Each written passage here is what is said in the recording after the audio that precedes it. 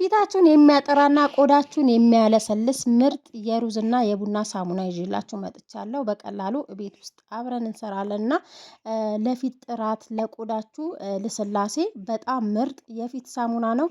አብረን እንሰራለን። ሰላም የቻናሌ ቤተሰቦች እንዴት ናችሁ? ሰላም ናችሁ? እኔ በጣም ደህና ነኝ፣ እግዚአብሔር ይመስገን። እንኳን ወደ ቻናሌ በሰላም መጣችሁ።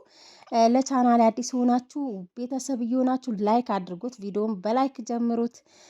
ዛሬ ምርጥ ሳሙና እንሰራለን። በመጀመሪያ እዚህ ጋር ሩዝ እጠቀማለሁኝ። ሩዝ እኔ ብዙ ጊዜ በፊት የተጠቀምኩት የሩዝ ዱቄት ነበር። ዛሬ ደግሞ ብዙዎቻችሁ በጠየቃችሁ መሰረት እና ሩዝ ኬት አመጣለሁ፣ ሩዝ እንዴት ነው ማገኘው ስትሉኝ ነበር እና እንደዚህ መስራት ትችላላችሁ። መጀመሪያ ቢያንስ 6 ማንኪያ የሚሆን ሩዝ ተጠቅሜያለሁ። እሱን በደንብ አጥበን እንቀቅለዋለን ማለት ነው። የሩዝ ዱቄት ከሌላችሁ ማለት ነው እንደ አማራጭ። ምክንያቱም እኔ በሩዝ ዱቄት ብዙ ጊዜ ስሰራ የሩዝ ዱቄት ኬት ነው የምናመጣው ብላችሁ ኮመንት ስለምትጠይቁኝ ነው እና ለጥያቄያችሁ መልስ ይሆናል። እና ከዛ በኋላ ሩዙን ካጠብኩ በኋላ እዚህ ጋር ሩዙ እንቀቅለዋለን። ድስት ላይ አደርግና ቢያንስ ሩዙን እስከሚበስል ድረስ እኔ እስከሚበስል ድረስ ልቀቅለው አልፈለኩም ነበር፣ ትንሽ ድረስ ነበር። ግን የሆነ በቃ ለስለስ እንዲል ማለት ነው የፈለኩት። ነገር ግን ከልጆች ጋር እንትን እያልኩ በሰለብኝ ሩዙ። ግን ደግሞ ችግር የለውም ማለት ነው። ባይበስል ወይም ደግሞ መዘፍዘፍ ብትችሉ ደግሞ ዘፍዝፋችሁ ለ24 ሰዓት አስቀምጣችሁ ፈጭታችሁ መጠቀም ትችላላችሁ ማለት ነው፣ በሩዙ ዱቄት ፋንታ ማለት ነው። ከዛ በኋላ ሩዙን በሰለ። ከበሰለ በኋላ እስከሚበርድ ድረስ እንጠብቀዋለን። ሩዝ ለፊታችን ጥራት እንዲሁም ደግሞ ፊታችን እንዳይሸበሸብ እና ፊታችን ውጥር ብሎ እንዲቆይ ይረዳናል እና በጣም ምርጥ ነው። የሩዝ ሳሙና፣ የሩዝ ማስክ እንደዚህ እየሰራችሁ መጠቀም ትችላላችሁ። እዚህ ጋር ሩዙን ውሃውን ቀነስኩለት። ውሃውን የቀነስኩለት ታዩታላችሁ በኋላ ማለት ነው። መጀመሪያ ውሃው ስለበዛ እዚህ ጋር ሩዙን ለመፍጨት መፍጫ ካላችሁ በማንኛውም መፍጫ መፍጨት ትችላላችሁ። ይሄኛው መፍጫ ካላችሁ ደግሞ በዚህኛው መፍጫ መፍጨት ትችላላችሁ ማለት ነው። ምክንያቱም ክሬሙን ነው የምንፈልገው እዚህ ጋር የሩዙ ክሬም ለማውጣት ማለት ነው።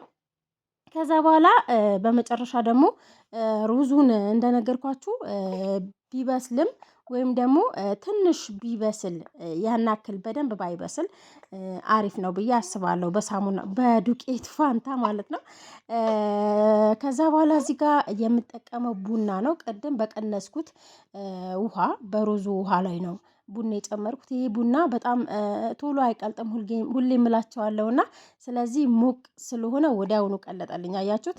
ቡና ፊታችን ብራይት የማድረግ እና የማብራት እንዲሁም ደግሞ የሞቱ የቆዳ ሴሎችን ለማንሳት ይጠቅመናል እና በእንደዚህ መልኩ ሳሙና መስራት ይቻላል።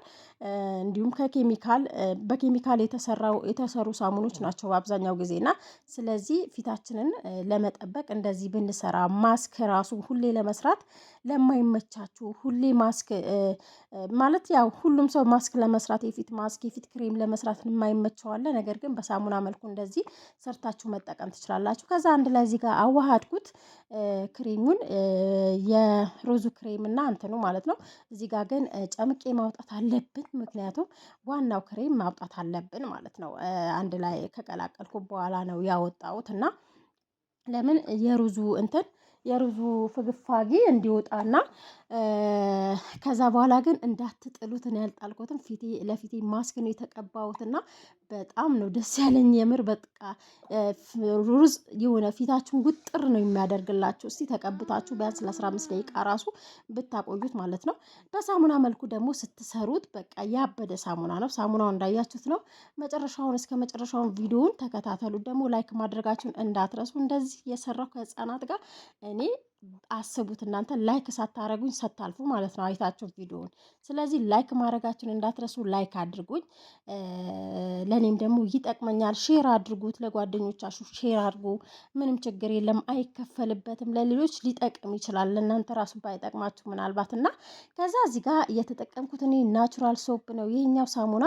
በነገራችን ላይ ቪዲዮ ስሰራ በጣም ብዥታ በጠዋት ነበር ግን የሰራው ግን ያው ልጄ እያስቸገረኝ ስለነበር ማብራት እያበራ እያጠፋብኝ ስለነበር እዚህ ጋር ጥራት የለውም፣ ግን ደግሞ ለበጎ ነው ማለት ነው። እዚህ ጋር የኛው ሳሙና የተጠቀምኩት ናቹራል ሶፕ ነው። እናንተ ካገኛችሁ በዚህ ተጠቀሙ፣ ካላገኛችሁ ደግሞ ምንም ችግር የለም። በማንኛውም ሳሙና መጠቀም ትችላላችሁ። ዶፍ ሳሙና በሱ መጠቀም ትችላላችሁ። እንዲሁም ደግሞ ላክስ የተለያዩ ሳሙናዎች አሉ፣ በተለይ ኢትዮጵያ ላላችሁና በሱ መጠቀም ትችላላችሁ። በማስክ መልክ መጠቀም ያልቻላችሁ በዚህ መንገድ ተጠቅማችሁ በየቀኑ ፊታችሁን በዚህ ሳሙና ብትታጠቡ ውይ በቃ እንዴት ጽድት እንደሚልላችሁና ማዲያት ካለባችሁ ፊታችሁ እንዳይሸበሸብ ፊታችሁ ጽድት ብሎ እንዲቆይ ይረዳችኋል። ስለዚህ ከዛ በኋላ ሁሌም ቢሆን ሳሙናው እንዴት ነው የምታቀልጪው ነው ጥያቄ። ሳሙናው ከታች ውሃ አፈላና ከዛ በኋላ ከላይ አደርገዋለሁ። እስቲም ነው ማደርገው። ሳሙናው በደንብ መፍላት የለበትም። ከፈላ ጥቅሙ እዚህ ጋር ባዶ ነው፣ ዜሮ ነው የሚሆነው። ስለዚህ እስቲም ሆኖ ብቻ እንትን እንዳይል ማለት ነው፣ እንዲቀልጥልን ማለት ነው። እዚህ ጋር ቀለጠልኝ። ሳሙናው ለማቅለጥ ቢያንስ አንድ 5 ደቂቃ ይፈጃል። ነገር ግን ቪዲዮውን በተቻለ መጠን እንዳይረዝም ቆራርጬዋለሁ። ከዛ በኋላ ቅድም ያዘጋጀነው ክሬም እዚህ ጋር ጨመርን ማለት ነው። ጨምሬ አንድ ላይ አዋህጄ ቢያንስ ለአንድ ደቂቃ ነው የተውኩት። 1 ደቂቃም አይሆንም እና ቢያንስ ለ30 ሰከንድ ካዋሃድኩ በኋላ ለ30 ሰከንድ ትቼው እዚህ ጋር እንዳያችሁት በጣም ነው የሚያምረው። እና ሻምፖ በሉት፣ ሻምፖ እንደዚህ መስራት ትችላላችሁ፣ መጠቀም ትችላላችሁ። በነገራችን ላይ እና ሻምፖ የሌላችሁ በሳሙና መንገድም ሰርታችሁ መጠቀም ትችላላችሁ። ለገላ ሳሙና ራሱ መሆን ይችላል ማለት ነው። ከዛ በኋላ እዚህ ጋር አንድ ላይ ካዋሃድኩ በኋላ ቪዲዮውን አልቆረጥኩትም መሰለኝ እና ግን መዋሃድ አለበት፣ በደንብ መዋሃድ አለበት። ለምን የሰራችሁትን ማስክ የሰራችሁትን ውህድ ከሳሙናው ጋር በደንብ ሲዋሃድ ነው እዚህ ጋር እንትን የሚልላችሁ ማለት ነው ሳሙና የሚሰጣችሁና ካልተዋሃደ ሳሙናው ከላይ መንሳፈፍ ባህሪ ያለውና ለምን አንዳንዴ ቅባታማ የሆኑ ሳሙናዎች አሉ። እዚህ ጋር ደግሞ የኛው ደግሞ ውሃ ነክ ስላለው ማለት ነው። ከዛ በኋላ እዚህ ጋር የሳሙና መስሪያ አለኝ። ይሄኛው በየትኛውም አማዞን ታገኙታላችሁ፣ ተሙ ላይ ታገኛላችሁ። እንዲሁም በተለይ አረብ ሀገር ላላችሁ የትኛውም ከሌላችሁ ደግሞ በሲኒ ራሱ መስራት ትችላላችሁ። ሀገር ቤት ያላችሁ በተለያየ በፕላስቲክ መስራት ትችላላችሁ። ከዛ በደንብ ካቀላቀልኩ በኋላ እዚህ ጋር እንትን አደረኩኝ ጨመርኩኝ ውስጡ ማለት ነው። ቪዲዮውን ከተመቻችሁ ላይክ አድርጉት። አሁንም ቢሆን ሼር አድርጉት፣ ለጓደኞቻችሁ ሼር አድርጉ። በተለያየ ሚዲያ ሼር አድርጉልኝ፣ ምን ችግር አለ? እና ከጠቀማችሁ ደግሞ እናንተም ሰርታችሁ ተጠቀሙት። በጣም ነው የሚጠቅማችሁ። እና ከዛ በኋላ እንደዚህ ካስቀመጥኩ በኋላ ፍሪጅ ምናምን አያስፈልግም። የብዙ ጊዜ ጥያቄ ፍሪጅ አላስገባውም እኔ ለአንድ ቀን ነው የተውኩት እና ከአንድ ቀን በኋላ ይህንን ይመስላል። ራሱ ይደርቃል ማለት ነው። ግን ደግሞ ሳሙናው ለማድረቅ ቢያንስ እስከ ሳምንት ይፈጃል እና እየገለባበጣችሁት አያችሁት። በመጨረሻ እንዴት አባቱ እንደሚያምር ምርጥ ሳሙና ነው የሰጠኝ እና ከ3 ሰዓት በኋላ ራሱ እንደዚህ ድርቅ ይላል። ነገር ግን እኔ ለአንድ ቀን ትቼዋለሁ።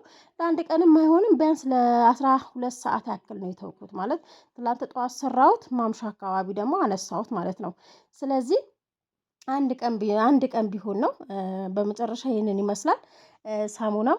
ግን አልደረቀም፣ አሁንም እርጥብ ነው። እርጥበቱ ደግሞ ለማድረቅ ቢያንስ ለሳምንት እየገለባበጣችሁ ንፋስ ባለበት ቦታ አድርጉት እና እያለ ይደርቃል። እየተጠቀማችሁ ማለት አንድ ሽንት ቤት አስገብታችሁ በሽንት ቤት እየተጠቀማችሁ ያኛው ደግሞ ይደርቃል። ምንም ችግር የለውም።